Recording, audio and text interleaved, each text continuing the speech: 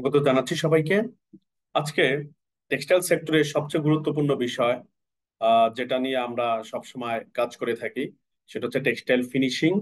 ফিনিশিংটা আসলে বেসিক্যালি করা হয় যখন ফ্যাব্রিক গুলা কালার হয়ে যাবে, মানে ফ্যাব্রিকটা ডাইং হয়ে যাবে অথবা প্রিন্টিং হয়ে যাবে। তো ডাইং প্রিন্টিং হবার হবার পর পরবর্তীতে আমরা টেক্সটাইল ফিনিশিং এ আসবো। এখানে টেক্সটাইল ফিনিশিং আসলে বিভিন্ন রকমের হয়, আমরা মেশিন ব্যবহার করে করে থাকি, যেটাকে বলা হয় মেকানিক্যাল ফিনিশ। অনেক সময় আমরা কেমিক্যাল ব্যবহার করি, যেটাকে বলা হয় কেমিক্যাল ফিনিশ।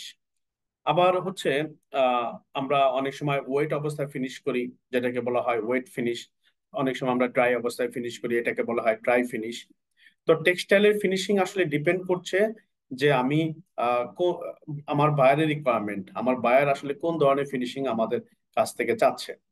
মেইনলি হচ্ছে ফিনিশিং এর অবজেক্টিভস হচ্ছে যে ফ্যাব্রিকের টাকে অ্যাট্রাকটিভ করা, ফ্যাব্রিকটাকে স্মুথ করা।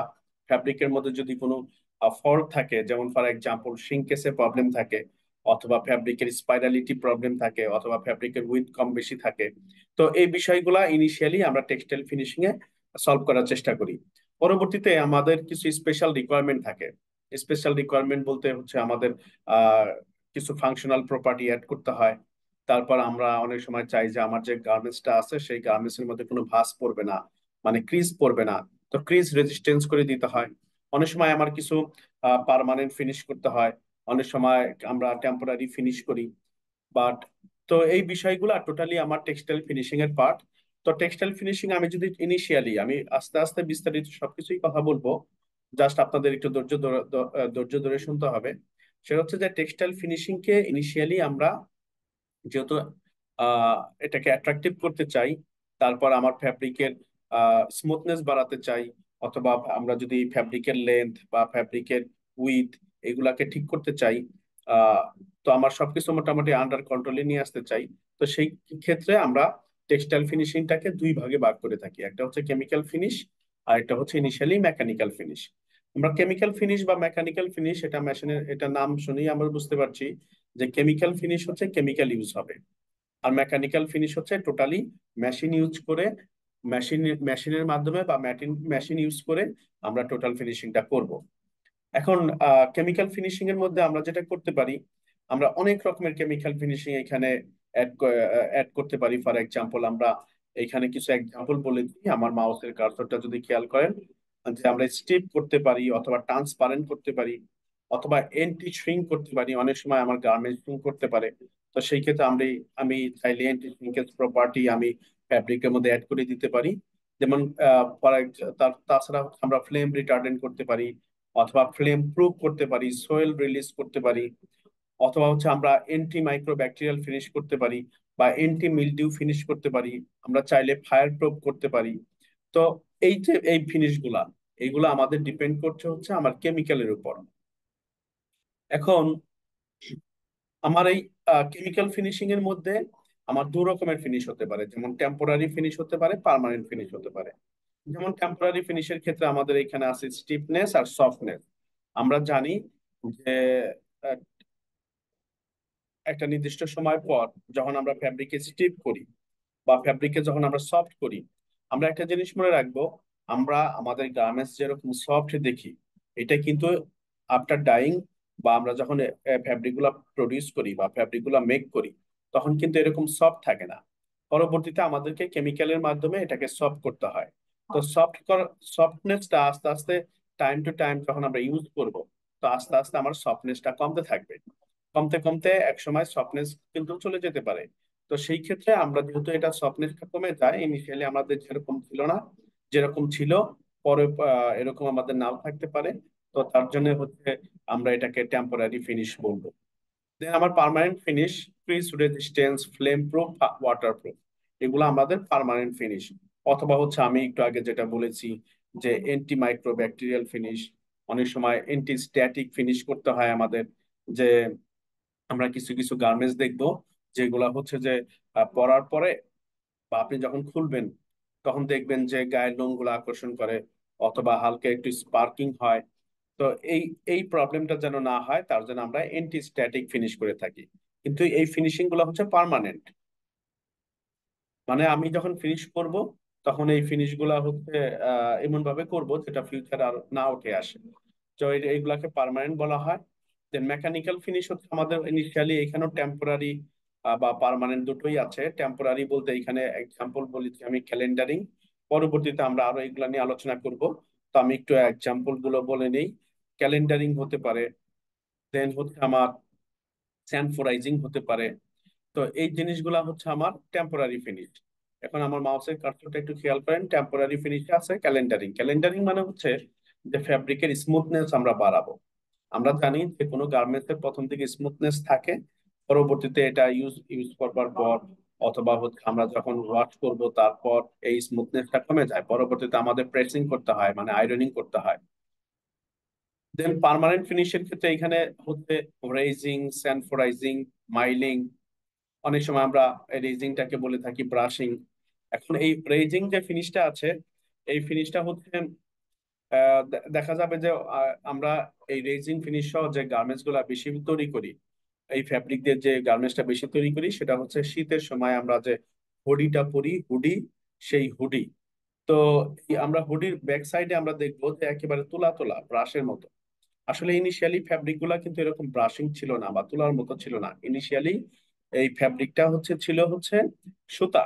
পরবর্তীতে এটা ব্রাশিং করে বা ব্রাশিং মেশিন বা রেজিং মেশিন আছে, রেজিং মেশিনের ভিতর দিয়ে পাস করে আমরা এগুলাকে তুলা তুলা করে ফেলবো, মানে একেবারে ফাইবারের মতো করে ফেলবো।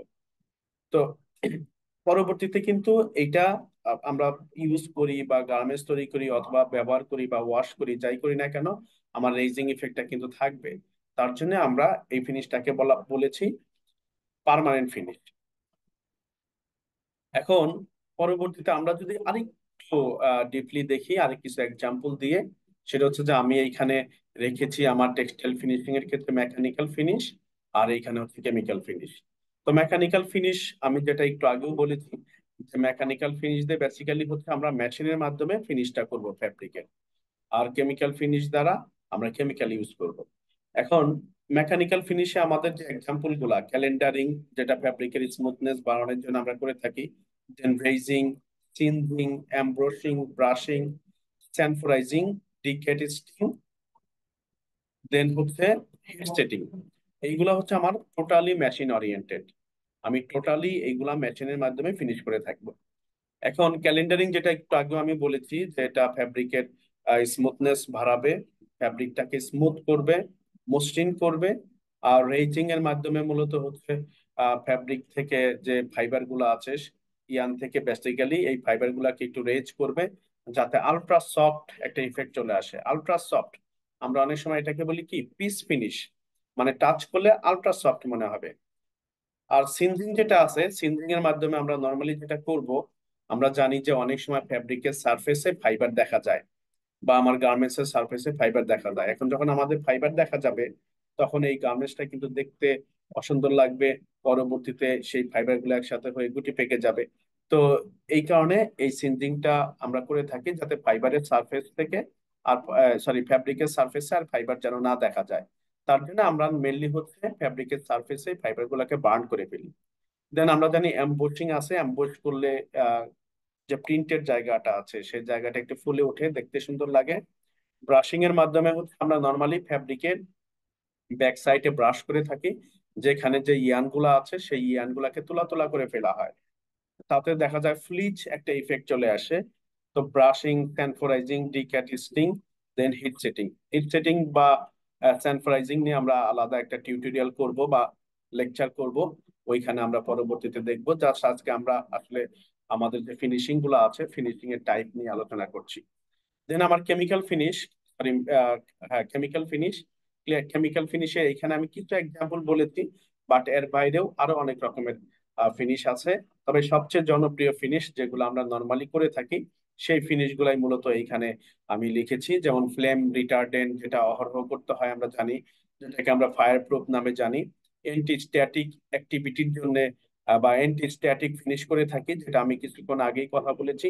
সেটা হচ্ছে যে অনেক সময় ফ্যাব্রিকটা আপনি যখন আমরা পরবো, পরার পরে তারপর এক সময় খুলে ফেলতে হয়, তো খুলবো তখন আমার গায়ের লোম গুলো আকর্ষণ করে। এইগুলাকে বলা হয় এন্টি স্ট্যাটিক ফিনিশ, যে গায়ের লোম গুলা যেন আকর্ষণ না করে, তার জন্য আমরা এই ফিনিশটা করে দিব। দেন ওয়াটার রেজিস্ট্যান্স মানে ওয়াটার প্রুফিং করা। আমি যে কোনো ফ্যাব্রিককে চাইলে ওয়াটার প্রুফ করতে পারবো by the help of chemical. Then photo protective আমার মাউসের কার্সারের দিকে যদি খেয়াল করি, ফটো প্রোটেক্টিভ ফিনিশ। দেন আমার সফেনার, আমরা জানি যে আমাদের ফ্যাব্রিক যেটা আছে ফ্যাব্রিকটাকে সফট করতে হয়, আহ পরবর্তীতে আমরা সেটাকে গার্মেন্টসে কনভার্ট করবো। অনেক সময় দেখা যায় যে ফ্যাব্রিকের সফটনেস না বাড়লে আমরা শিপমেন্ট পর্যন্ত ক্যান্সেল হয়ে যাবার সম্ভাবনা থাকে। তো আমরা এই সফটনেসটা কেমন, এটা আমরা আসলে হ্যান্ড ফিলের মাধ্যমে চেক করি। আমরা হাত দিয়ে টাচ করব, তো আমার কাছে ফিল কেমন মনে হচ্ছে তার উপর ডিপেন্ড করবে। সফট মনে হইতে হবে, এর জন্য আমরা কেমিক্যাল ব্যবহার করব। অ্যান্টি মাইক্রোব্যাকটেরিয়াল ফিনিশ, অনেক সময় ফ্যাব্রিকের মধ্যে বা গার্মেন্টস এর মধ্যে আমার ছত্রাক হতে পারে, বা ছোট ছোট ব্যাকটেরিয়া তৈরি হতে পারে, বা হচ্ছে যে হোয়াইটনেস একটা ইফেক্ট চলে আসতে পারে। তো এই সব জিনিসগুলা যেন না হয়, তার জন্য আমরা এই ফিনিশটা করে দেবো। তো আশা করছি যে আমরা মোটামুটি যে ফিনিশ গুলা আছে সেই ফিনিশ গুলা সম্পর্কে আমাদের আইডিয়া চলে আসছে, যে পরবর্তীতে আমরা এই আহ, প্রতিটা ফিনিশ সম্পর্কে বিস্তারিত আলোচনা করব। আজকে লেসনে জাস্ট আমি শেখাবার চেষ্টা করেছি বা জানাবার চেষ্টা করেছি যে কত রকমের ফিনিশ হয় সেই বিষয়গুলা নিয়ে। তবে আমরা নর্মালি আমরা বুঝবো, আমি আবারও একটি রিপিট করছি, আমাদের মেকানিক্যাল ফিনিশ থাকে, কেমিক্যাল ফিনিশ থাকে। এই দুই ধরনের ইনিশিয়ালি ফিনিশ, পরবর্তীতে মেকানিক্যাল ফিনিশেও আমার টেম্পোরারি ফিনিশ আছে, পার্মানেন্ট ফিনিশ আছে। কেমিক্যাল ফিনিশেও আমার টেম্পোরারি ফিনিশ আছে, পার্মানেন্ট ফিনিশ আছে। তো এইগুলোর মধ্যে বিভিন্ন রকমের ফিনিশ গুলা এখানে তুলে ধরবার চেষ্টা করা হয়েছে। আশা করি এই লেসনটা সবার জন্য ফলপ্রসূ হবে। ধন্যবাদ সবাইকে।